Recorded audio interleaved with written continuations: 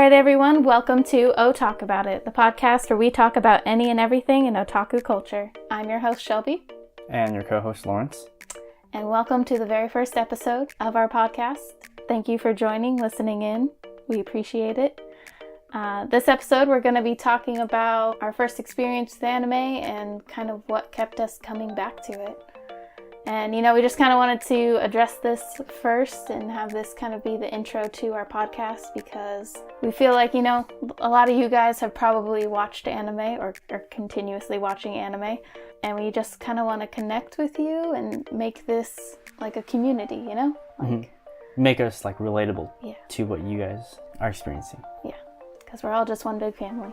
Go ahead. All right. So for me, my first experience with like real anime, or I guess I don't know if we want to get into this, but was Pokemon and like Naruto on like Cartoon Network Saturday morning. In like my middle school years, and like maybe even like Avatar, like The Last Airbender. That was on Cartoon Network, wasn't it? That was Nickelodeon. So if you count, we can maybe have this as another episode of what is counted as anime, especially with Western cartoons. But I definitely fell in love with it really, really hard. I think because in middle school, just super impressionable, and Naruto is my go-to, still my love. And my dad would come in and be like, "Oh, is that Pokemon?" And wouldn't really understand why I was watching cartoons in middle school. Yeah. But I think what kept me coming back to it was just the narrative of it and how obviously I'm not a ninja or anything, but I think just the storylines itself. Shh, don't blow my cover. Just the storylines itself of anime is very relatable, and I think you can draw a lot of messages in any point in your life and really apply that to what you're going through. Just because I feel the narratives of anime are a lot more complex and have more moral messages, if that makes sense, than normal cartoons or even just sitcoms. I think it's, I'm not too familiar with, I know sitcoms, but let's stick to the topic of anime. I think, if I want to add, can I add this? Yeah, go for it. I think it's more because these characters have a narrative we can relate to. For example, let's stick to Naruto, like you mentioned, where it's this orphan, right? I'm not saying we're orphans, but we all come from a place where we aren't necessarily accepted for who we are, and we have big dreams. I think that's kind of the narrative for Naruto, and I think a lot of us that stick with Naruto is because we have that. We have that ambition where, hey, I'm nobody now, but just wait. Yeah, and I think just overall, I think anime focuses a lot on personal growth and communicating messages of acceptance and understanding the world around you. If you look at a lot of different animes, the ones I first kind of experienced were Naruto, Fairy Tail, Kiznaiver, Attack on Titan. It's all about you can kind of follow one person and see how their view of the world kind of changes through their experiences. Yeah. And I think you can pull messages from that even though if you haven't gone through that experience, you watch it and you can kind of learn empathy through anime. Yeah, I think there's a lot of this is not unique to anime itself. I feel you can get this in not reality TV, more you can get this in, I don't know, a sitcom. I'm not sure what the definition of sitcom is. Do you know what the definition is? Not okay. If you know, Google, yeah. But I think fiction, having real actors and the story is can illustrate the same properties as anime, except anime has the ability to I guess when it comes to expression, it can really illustrate that really well. For example, you can't do goofy face in reality. Actors can't do that. True. Cameras can't capture a certain perspective, and I think that alone, the illustration and the storytelling, the way they tell a story, is what makes anime so interesting and why we keep coming back to it. At least for me. So it's the way to tell a story, not necessarily the moral, because I feel every story has a moral. You agree? Yeah, no, I agree. I think you can pull anything from watching a story. Right. But yeah, I guess like you can get unique cinematic angles from anime because that you can't get in real life, with an actual camera, because an actual camera takes space in real space. Yeah. You can't get someone like kicking and like zooming that camera around like 360. That's like really hard. But I also think like even having that unique perspective helps you understand the characters a bit more. Because like if you think about it, like using your example of like camera taking up space, like you can't have a camera like viewing someone head on, like staring into the mirror, because you'd see the camera, obviously. Or you can't have that perspective because of the physical object itself. Whereas in anime, if you see someone like staring intently into the mirror, I think that gives you a better look inside their head rather than just seeing them maybe from like the side angle, because that's where you can fit the physical camera. Like it helps you connect and really put yourself in their shoes. I think so. I agree. I think I know what you're saying. Yeah. Words are hard. No, I guess. I think I understand what you're saying, where it's the perspective that you can illustrate through animation that you can't do in real life because you're limited to the equipment of physical space and all that stuff. But I think that's one of the reasons, I feel that anime, because it's fictional, I feel like there's this sense of like there's this aesthetic that we all are drawn to, and which is one of the reasons why we keep going to it, because it's kind of like escapism. I feel like a lot of us can relate on that level. Mm-hmm. Well, I mean, that's like, why people go to the movies, can escape reality for... Absolutely. And then like anime is just like that same thing, but like on an escalated level, because it's like they're not even real anymore, but yet you can still feel these emotions, and like the moral and all that stuff is still told, and you can still, what do you think? I mean, I agree. And like I think even like no matter what the genre is, like even like you have like shonen, which is like super actiony, but like it still has that narrative that you can follow and learn from, even if you're not, fighting titans or, villains or anything. But even just like slice of life, like, do you watch a lot of slice of life? Like, the only slice of life I watched is like, what's that one? Jesus. It's like the sad one.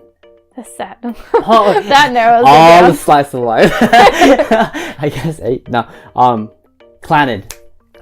Season 1. I haven't even seen that. Yeah. But I heard it makes you cry. Yeah. I was just like, no, I can't do this. Like season 2 is like really where they tear you up. But yeah. But what about you? But like, slice of life? Because slice of life is supposed to be not to like downplay people who love slice of life, but like it's supposed to be normal, average, because it's just like following someone in their day-to-day life kind of thing. Like there's no fantasy creatures or like, crazy wizard who gives you this quest or anything. It's just like someone going to school, or someone who really likes, shogi and like likes to play that, or someone who comes home and drinks soda and watches anime all day. But like I think, because for me, like I was kind of touching on before, like I go back to anime because I think it gives me the perspective of other people's life and learning empathy through those narratives. But like slice of life is like the most realistic anime. What's the slice of life that you've watched? What are you like referring to? Like give me an example. I mean, like March comes in like a lion, or like Your Lie in April. I feel like those are like slice of lives. Or like Umaru-chan. I don't know. I think you can take something from those stories and like be able to understand people better. I don't know. I mean, that could not just be unique to anime. And you could find that in anything, but I think there's a plethora of those in anime. Yeah. Versus, and we get it, because I think in the entertainment industry, primarily Hollywood, making those kinds of things are like millions of dollars. Mm-hmm. But for the anime industry, you can crunch those out really quick. I mean, they're not the most like... Yeah, but I feel like, Hollywood tries to always go bigger, better, and like keep it engaging, so you don't get to see that day-to-day mundane filler episode life, I mean, I can't speak on that behalf because I haven't watched too much TV shows. However, I think we're starting to see that shift in Western, I guess what do you call it? Western execution of like how they tell the story. Because there's a lot of like Japanese or Eastern storytelling that has been now integrated into this generation of movie producers in the US. So we're starting to see more relatable, like similar content. Where like where I'm coming from is where we see, if you guys remember Nickelodeon, Rocket Jump, those three kids that skated. It's kind of like, you mean Rocket Power? Rocket Power, sorry. Yeah. You know, or like what's the Wild Thornberry? You know, it's like a family, but it's kind of like each episode is kind of a standalone. But the theme is there. We get it. Sure. There's certain struggles like family, you know, dad and daughter, and you know, brother, and you know, etc., etc. But I feel like anime is like that, except they go on a deeper level, where it's masked as a kids show because it's cartoon, right? At least in the US, it's masked as cartoon. Yeah, I would say they're all kids shows. like anime is not kids show. Some of them. No, like, yeah, that's what I'm saying. Like, those are kids shows, but like, because in the US, cartoon is kind of catered towards kids. But anime is, because it's cartoon, at the face value, it looks like a kids show, but then there's very adult, you know, lessons that are taught in it. And I think that's one of the reasons why so many grown-up like us are still like, you know, watching it and consuming it. Yeah, and I think for people that are not consuming it, they're looking at it as an outsider perspective, like your dad was like, why are you watching this Pokemon? Kind of like judging it as like, oh, you're watching kids shows, you haven't grown up. But it's like, no, like there's a deeper lesson in these if you actually watch it. For example, Fullmetal Alchemist, there's a lot of things in it that is like very deep, and if you watch it, you're like, this is not a kids show. Yeah. You know? And I think that's really cool to have the story of a very valuable lesson, even for adults, being told in a way that's appealing to the eye. It's being told in a way that's at least the story is being executed in a very pleasing way, like a cartoonish way.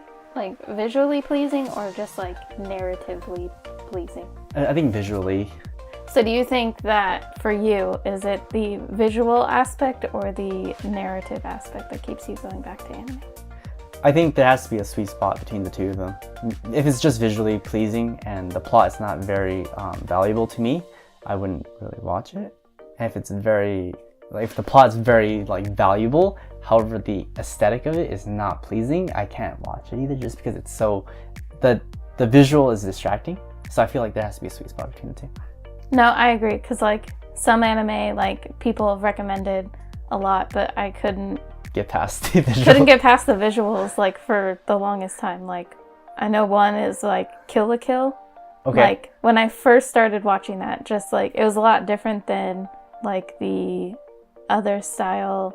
Like the A1 pictures is like what I was used to, but when you go like Trigger, they do a lot of the exaggerated limbs and like and it's perspective and like sketchy, yeah, like I know what you're talking about, art. And so like I was not used to that as like anime, and so like it just took me forever to just get past watching it to where I can like understand the narrative.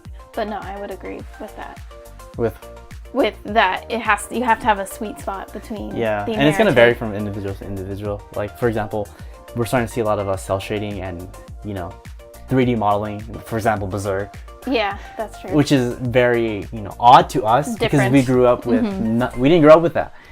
But for the younger generation, that's kind of like the standard or like moving forward. So they're like used to it, and so it doesn't bother them because they didn't. That's what they were introduced to. Yeah. But I think that does kind of bring in a new dimension to it, like that can keep people coming back, because like it is really cool to see the balance between like 3D modeling and like traditional anime style. Like I don't know, have you ever seen what was it called? Kado? I think it's Kado? It's like it's Kubo? No, I'm pretty sure it's Kado. No, I haven't seen it.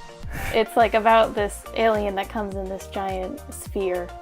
And if you guys know what she's talking about, if you've seen this, like please correct me if that's the right name. But he comes in this giant sphere and like is trying to teach humanity like how they can sustain. So like he goes through things about like seeing how humanity would thrive if they didn't have to sleep. And like, but the visual aspect of it is like this giant cube thing. Okay. Is 3D modeled, but then the characters themselves traditional drawing. Yeah, like traditional anime, but then like sometimes the environment will be 3D modeled, and so it's like a good blend between the both, which makes it very like captivating because like visually it's like amazing and like detailed, and like you can do things with 3D rendering and all that you couldn't do with traditional anime style. Which what do you prefer? What 3D? Do I prefer? Yeah. I mean, I think probably traditional anime style. I don't like... Not 3D. Not 3D. Like, I'm... But you like Ruby. Yeah. I don't know. Make up your mind. I don't know. I don't know. For me, like, Ruby reminds me more of, like, video games. Like, it seems like just like a bunch of cutscenes just put together. No, it does. Yeah, absolutely. So I think especially in the beginning. Yeah, especially. I think because I grew up on traditional styled anime, like 2D. That's what your eyes are used to. Yeah, but then because I played video games, I'm used to like the 3D modeling evolution. Storytelling? Yeah. So, but I think I go with what I'm used to. It's just 2D. Oh, okay. No, I agree. I really like traditional artwork, or like traditional animation, if you will. However, 3D does have its I guess value too, at least in the anime industry, because now you have, you know, maybe a group of like, you know, 2 or 3 people or 4 people.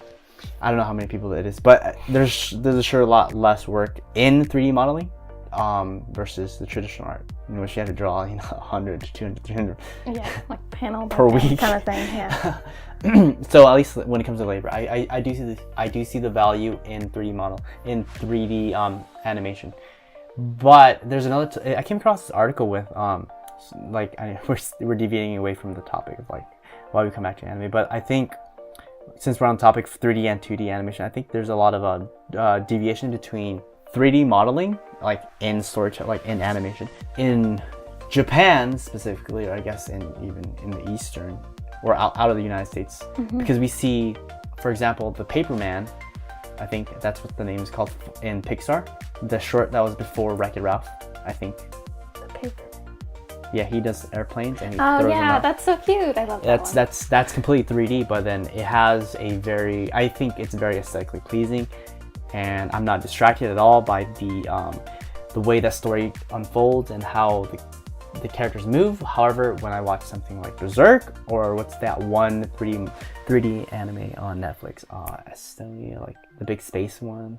Oh. Do you know what I'm talking about? Yeah, I know what you're talking about. It's one of the highly recommended anime shows to watch on Netflix, if you guys know what I'm talking about. That to me is like kind of it's a little bit on edge. I am not sure exactly why. There's an article online that explains the difference between the two, but it's like the fluidity of the two, and I think it's because Japanese animation is trying to mimic the traditional art using 3D modeling, while Western animation that has integrated or have adopted 3D modeling creates storytelling completely from scratch, fresh, yeah, without trying to imitate I guess the technique of the old, you know. So I think that's why. That's something interesting to look forward to, like how Japanese culture will, or like the Japanese industry will then integrate this 3D modeling into future technology. Into their future animation projects. Yeah, it'll be interesting to see, and let us know which one you prefer. I'm just curious, in the comments, or shoot us a tweet, or Facebook. Yeah. What's a good 3D animated? What should we start off with to get us used to the 3D style? But kind of to go back to our topic of why we go back to anime. What do you think, like in your mind, what do you think keeps people coming back? Like we can see, like we go to conventions a lot, and we can see kind of the demographic of anime consumers, I guess, in just a small sliver. And I feel like it's a lot, like there's a wide range of ages. What do you think keeps people coming back to anime for like those years as they get older? And back to what we were saying about how cartoons, like animated, basically anything that's not real people, is it's a medium to storytell for all ages. well, primarily, at least in the U.S. where we grew up, is a good medium to storytell. And I think because we were kids and we're used to that medium, we keep coming back to it. That's just my theory. But also, I think because Japanese animation continues to storytell using that medium, but then goes into deeper lessons as we get older, we just stick with it because there's no need to like go into something else. Like, for example, I know for sure, like, to find like really talented actors are really hard to storytell. When you have a bad actor or like bad acting, it's just distracting. It's just really distracting. Yeah. But when you animate it, everything is like boom. Like. But then, to be fair, if you have a bad voice actor, it can also take away exactly. from the story. So that's just voicing. Like, that's just a voice, and it's already distracting. So imagine having a bad voice like and Black acting. Clover, anyone? Black Clover. But you know what I'm saying? Yeah. Like when all that comes into play, it's very distracting. And I feel like because like I watched a lot of like at least even Chinese like Chinese martial arts where they start integrating a lot of like CGI. That gets really distracting. A lot of the Marvel movies, like that's really like beautiful and all, but that's like millions of dollars. They have like huge teams doing it, and that's just one or two films. But to do like an animated series, that'll take a lot of work. But to then animate it, it's just way easier. You can nail it out. People like we can understand the story. We can appreciate what's going on the screen, and I think that's one of the reasons why it's like the anime industry is like here to stay, because it's the medium to storytell. And I think one of the reasons why we keep coming back to it is because they have valuable lessons, and we can all. I think for me primarily, the ones that I'm drawn to are the ones that have a lot of character diversity, and I think I like those, especially if there's a character that I can appeal to that relates to my narrative in which I'm currently in. What about you? I mean, to bounce off that, like, I would agree, like, I do get drawn towards animes to where I can connect with the character, because then it puts you in the story as well. It does, really, yeah. Right? And I think a lot of you guys can agree with that. Yeah.